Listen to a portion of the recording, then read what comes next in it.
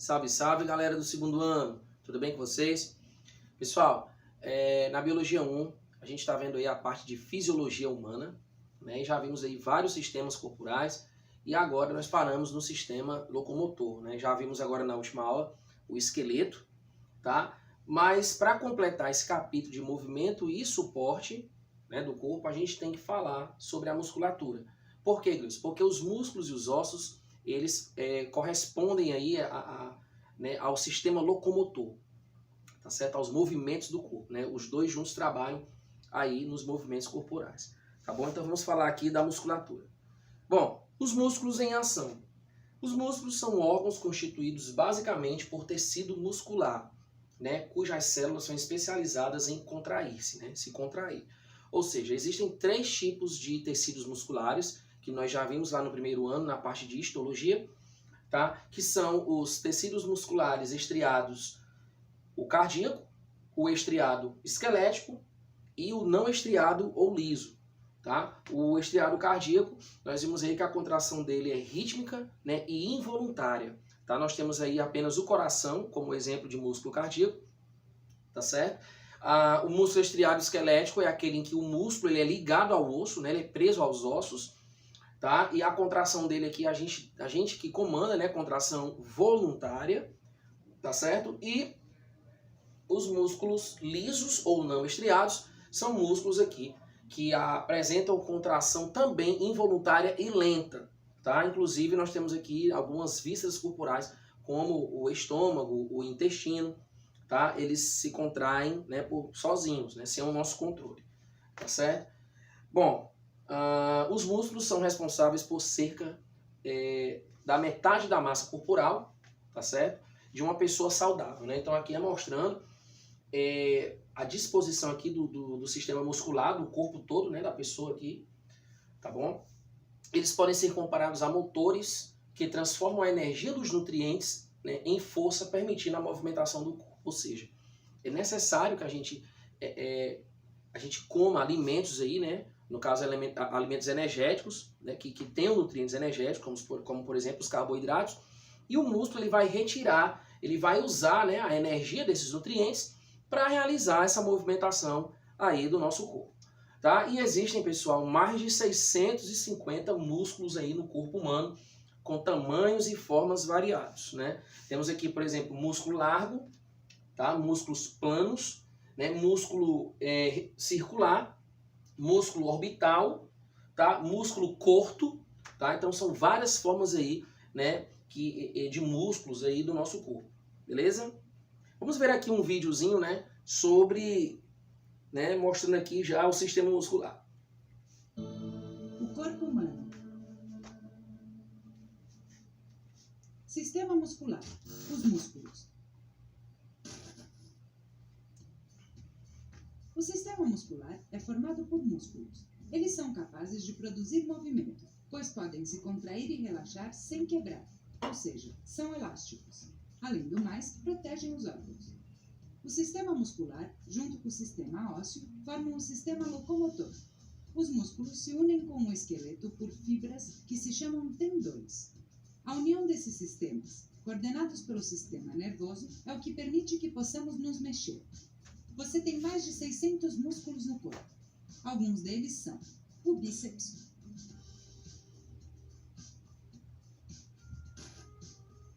os peitorais,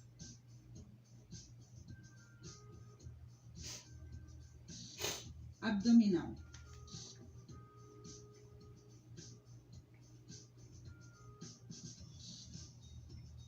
masseter,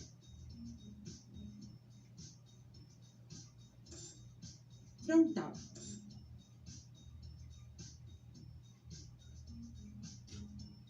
deltoides,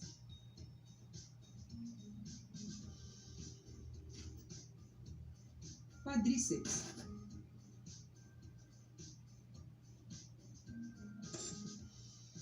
também temos estes músculos: trapézio,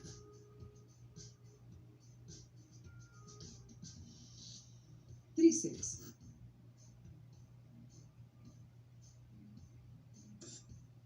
dorsal,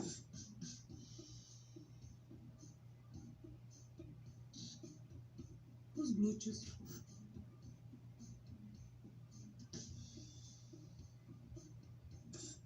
panturrilhas.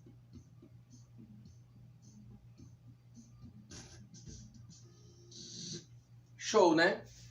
A gente viu aí alguns dos principais músculos, né? Os mais assim vistos assim do corpo, né? Bom, a estrutura do músculo esquelético. Vamos ver aqui as partes do músculo, né? Primeiramente, a gente viu aí que o músculo, ele é preso a um osso, no caso o músculo esquelético, né?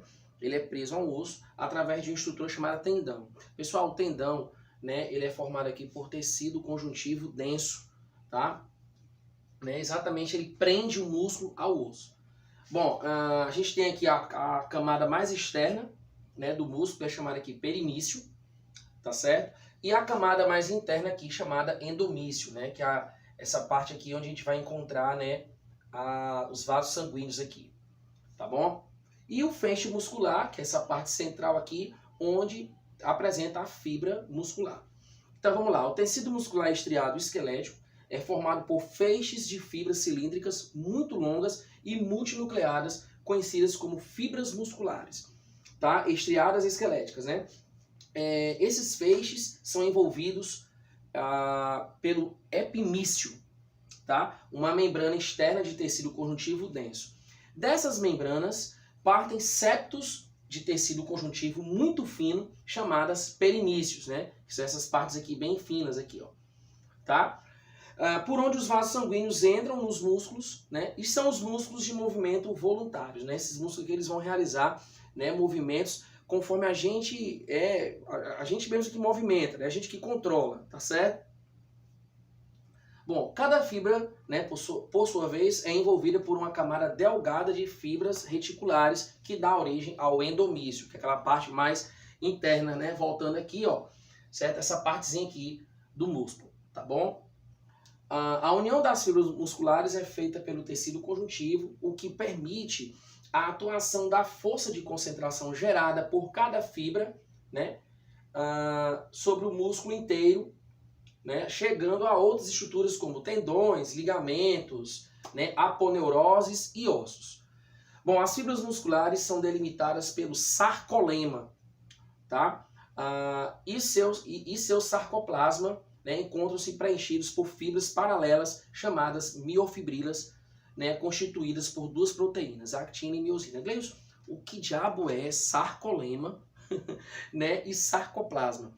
Gente, as fibras musculares elas são comparadas às células comuns. Né? A célula tem a membrana plasmática, que antigamente era chamada de plasmalena, tá certo? Então a gente tem sarcolema, como se fosse, né, a parte que envolve a fibra. Certo? E o citoplasma, que é a parte mais interna, a gente tem um sarcoplasma, tá certo? Bom, quem são as proteínas importantes aqui da contração? É isso que eu preciso conhecer, que eu preciso entender. Nós temos aí a actina e a miosina. São as fibras, né? As proteínas que vão aí realizar, né? Fazer com que o músculo possa se contrair ou relaxar. Tá bom? Então aqui é mostrando, né, a fibra muscular, tá certo? Retículo sarcoplasmático, ou seja, comparado lá ao retículo endoplasmático, né? E aqui são as miofibrilas, ó, né? Elas vão saindo daqui, ó, tá? E esse pedaço da miofibrila nós chamamos de sarcômero, tá certo? Então, assim, é exatamente no sarcômero que vai acontecer aí, né, o movimento dessas fibras, ou seja, as proteínas vão atuar aí dentro. Né? Então nós temos aqui a proteína de miosina e de actina. Durante a contração muscular, as proteínas de miosina, elas puxam as proteínas de actina, elas meio que deslizam, certo? Entre umas sobre as outras. Né? E aí, como ela se desliza, sendo puxada pela miosina, o músculo, então, ele encurta, o que realiza aí a sua contração. Tá? Quando ocorre o afastamento aí das actinas, né, se deslizando pelas miosinas, o músculo ele aí então se alonga, permitindo assim o seu relaxamento, tá certo? Então é isso que está acontecendo sempre quando o músculo se contrai, né? As células, os tecidos musculares e as células vão realizando exatamente aí, né, esses processos aqui, beleza? Bom, antagonismo muscular. São músculos que realizam contrações opostas, né? Por exemplo, o bíceps e o tríceps, né, eles trabalham aí em movimentos antagônicos, né? Ao contrair-se, o músculo puxa os ossos dos quais está ligado, né? Entretanto, ao distender-se, não consegue empurrar os ossos. Por isso, os músculos esqueléticos atuam em duplas, com movimentos antagônicos. O que significa isso, né? Enquanto a contração de um deles produz o movimento em sentido, a contração do outro produz o movimento em sentido contrário. Tá? Então você nota aí, por exemplo, né, como está mostrando aqui na figura, que o braço, se eu estiver contraindo aqui o bíceps, tá, eu estou relaxando o tríceps. Mas a partir do momento que eu estiver contraindo o tríceps, eu estou relaxando o bíceps. Então são músculos aqui que realizam movimentos, né, opostos, né? Enquanto um se contrai, o seu oposto, ele relaxa. Tá certo? Estou mostrando aqui, né, bíceps contraído, tríceps relaxado. Bíceps relaxado, tríceps contraído. Como exemplo, podemos utilizar os músculos dos nossos braços, né, o bíceps e o tríceps, que foi exatamente o que eu acabei aqui de citar. Né? O bíceps está fixado aos ossos do ombro e ao osso do rádio. Então, o bíceps está preso aqui a esses ossos aqui do ombro, tá? E o osso do rádio, que é um dos ossos aqui do antebraço que nós falamos na aula de esqueleto. Tá certo? Ao contrair-se, né, ele puxa o antebraço para cima, tá? E o tríceps se prende aos ossos do ombro, né? E aos ossos da una, que também é um outro osso aqui do antebraço. Sua contração produz a extensão do antebraço, tá certo? Então a gente vai estar trabalhando aí movimentos opostos, né, dos músculos, e flexão, né, extensão e flexão, tá? Bom, os músculos que ao se contraírem determinam movimentos de flexão. Então se eu estou contraindo o bíceps, eu estou deixando ele flexionado, né? Então são denominados flexores, né? Os que determinam movimentos de extensão são denominados extensores. Beleza? Então vamos ver aqui um vídeo, tá? Falando dessa parte aí sobre antagonismos. Pessoal, agora nós vamos falar sobre o movimento de flexão e extensão do cotovelo. Aqui nós temos a flexão do cotovelo, visão lateral.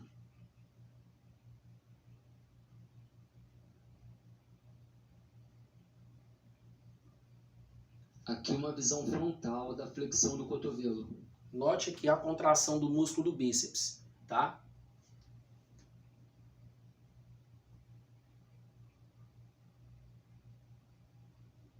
Os músculos responsáveis por esse movimento são o braquial,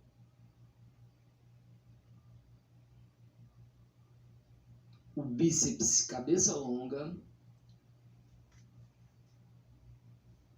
o bíceps cabeça curta e o bráquio radial.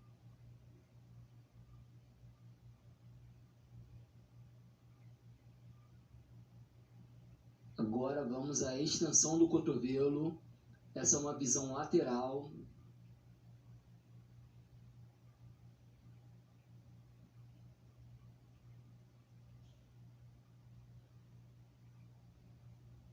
Agora uma visão frontal. Show, né, gente? Massa.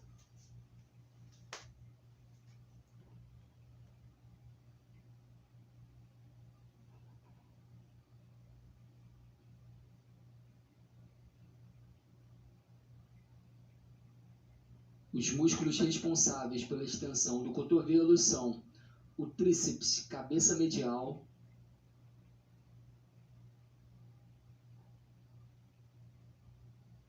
tríceps cabeça lateral, tríceps cabeça longa e o ancônio.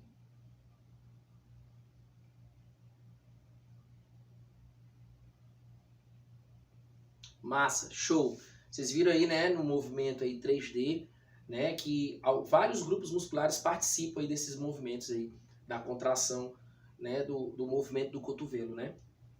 Bom, grau de contração muscular, né? Vamos entender aqui como é que o músculo recebe aí as mensagens para se contrair, né? Um músculo esquelético se contrai quando as terminações axônicas de um nervo motor lançam uma substância neurotransmissora chamada acetilcolina. Né? Isso ocorre nas sinapses neuromusculares. Né? Gente, as células nervosas elas vão passando informações de umas para as outras através de sinapses. Né? Então, no final do axônio, nas terminações axônicas, eles mandam mensagens e os receptores sinápticos que estão nos dendritos do neurônio seguinte, eles acabam, né, pegando essas mensagens e vão passando aí ao longo da célula e vão transmitindo para outros neurônios também, certo? Em sequência. Então, o que é que acontece? O que é um nervo motor? Esse nervo motor, ele lança essa substância, tá, no músculo para que ele possa aí realizar suas contrações. Por exemplo, isso ocorre nas sinapses neuromusculares, né, que são os estreitos espaços entre as terminações axônicas e as membranas celulares das fibras musculares. Então, olha só, aqui é mostrando, né, os axônios motores, ó, eles são diretamente conectados aqui com essa membrana, né, essa membrana aqui das fibras musculares, e eles acabam passando a informação para que ocorra aqui, né, a contração, tá, dessas fibras musculares esqueléticas, né? O axônio motor, ó, e aqui, ó, tá, né, acontecendo exatamente a liberação da acetilcolina, que é a substância neurotransmissora, tá certo? Que vai fazer o que, ó, o citoplasma da fibra muscular ele vai receber essa substância e vai fazer com que as fibras possam aí realizar as contrações, beleza? Bom, a acetilcolina liberada pelo axônio liga-se a receptores da membrana da fibra muscular, gerando nela um potencial de ação que desencadeia o processo de contração. Então esse potencial vai fazer com que a fibra realize seu movimento de contração. Né? A contração de uma fibra muscular segue a chamada lei do tudo ou nada. Tá? Ou se contrai totalmente ou não se contrai. Tá? Então isso significa essa lei, né? A lei do tudo ou nada. Se o estímulo nervoso for suficientemente intenso para estimular a fibra nervosa, ela irá se contrair com o máximo de sua capacidade. Caso contrário, ela simplesmente não irá se contrair. Né? O grau de contração de um músculo depende da quantidade de fibras estimuladas. Quando o estímulo é fraco, apenas algumas fibras, né, são estimuladas e o músculo tem uma fraca contração. Tá? Em uma forte estimulação, por exemplo, muitas fibras são estimuladas ao mesmo tempo e a contração do músculo ela é intensa. Então isso é o que nós chamamos de grau de contração. Tá?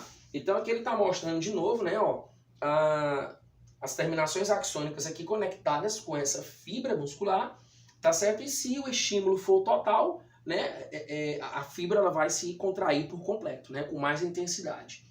Tá certo? Então a gente tem uma contração mais intensa, né? Ou do contrário, nós podemos ter contrações mais fracas, tá bom?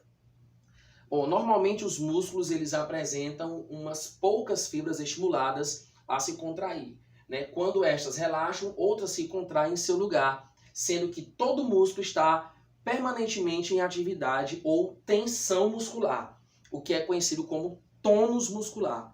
Tá? Então o tônus muscular é exatamente isso aí, essa atividade ou tensão que o músculo ele se encontra. Tá? Então assim, o tônus muscular, né, o tônus no caso é responsável pela firmeza dos músculos, né, importante na manutenção da postura, tá certo, do corpo. O tônus depende da inervação, né, por neurônios motores, além de manter os músculos preparados para a contração, é essencial, né, para a manutenção da atividade vital das células musculares. Então é muito importante a pessoa manter aí, né, esse tônus muscular aí bem corretamente, postura e tudo mais. Beleza? Aqui mostrando aqui algumas, né, as pessoas aqui mostrando a firmeza dos seus músculos e também realizando contrações perfeitas, né, movimentos perfeitos aí, postura corporal, tá bom? Vamos ver aqui um outro vídeo, falando aqui também sobre o sistema muscular. O é um órgão que é formado por fibras contráteis e que se pode relacionar com o esqueleto ou com a estrutura de órgãos e de aparelhos. No vídeo de hoje falaremos sobre o que é tônus muscular. Bom, tônus é um termo com origem no latim tonus, que significa tensão e que diz respeito à fisiologia.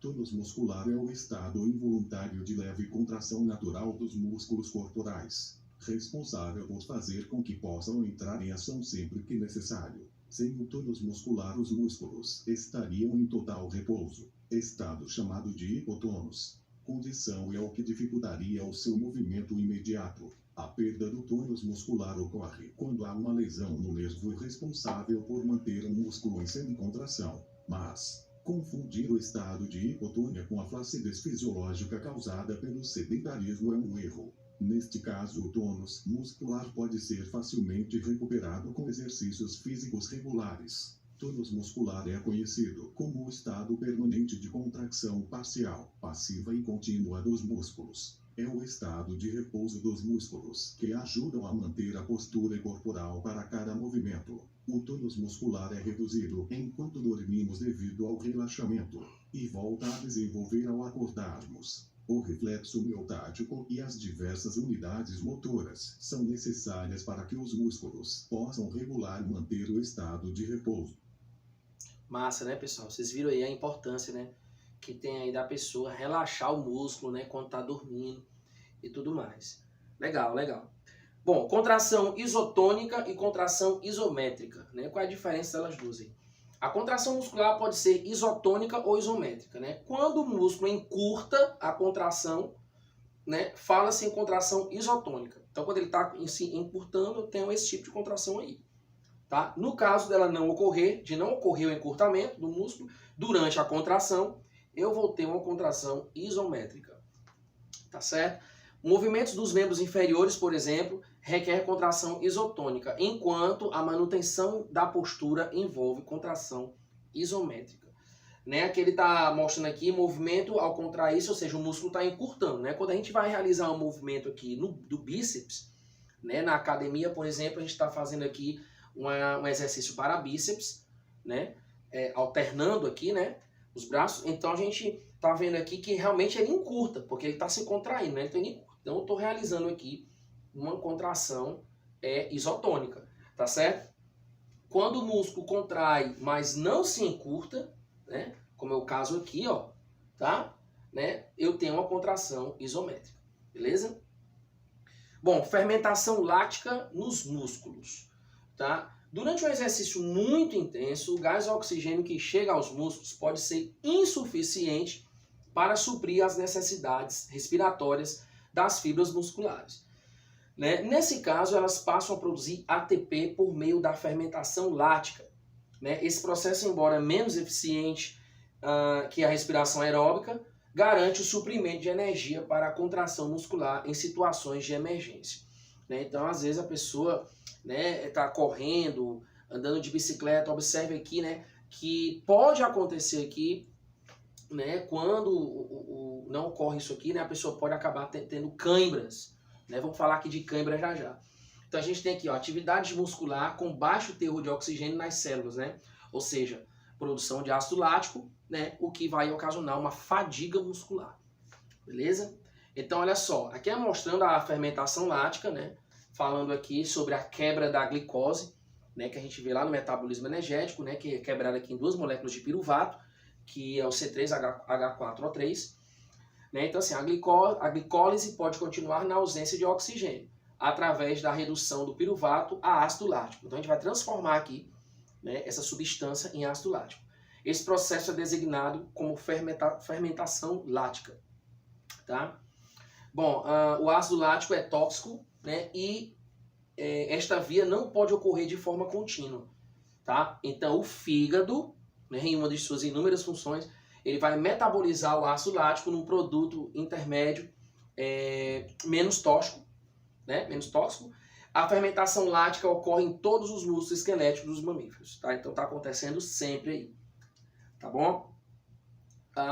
Contudo, esse processo produz também ácido lático, né? Uma substância capaz de se acumular nas fibras musculares, tá certo? Provocando a fadiga ou cãibras. Né? A cãibra, o músculo ele fica contraído, fica bem duro, né? E acaba, né, que a pessoa fica, se for na perna, fica a perna toda paralisada e tudo mais, exatamente por isso. Né? Então a fadiga muscular é exatamente a diminuição drástica da capacidade de gerar tensão muscular. Acontece por causa do excesso de atividade física. Então, quando você tem um excesso de atividade, você obviamente vai ficar lá fadigado. tá certo? E as câimbras são contrações involuntárias que afetam principalmente os músculos, né, das pernas e dos pés. Tá? Como é que a gente vai prevenir isso, Gleison? Né, prevenção, repouso, sono, usar equipamentos, calçados e roupas corretas, repor líquido e treinar adequadamente. Beleza? Galera, vamos ficar por aqui, tá bom? Um abraço aí, show! Valeu, até a próxima!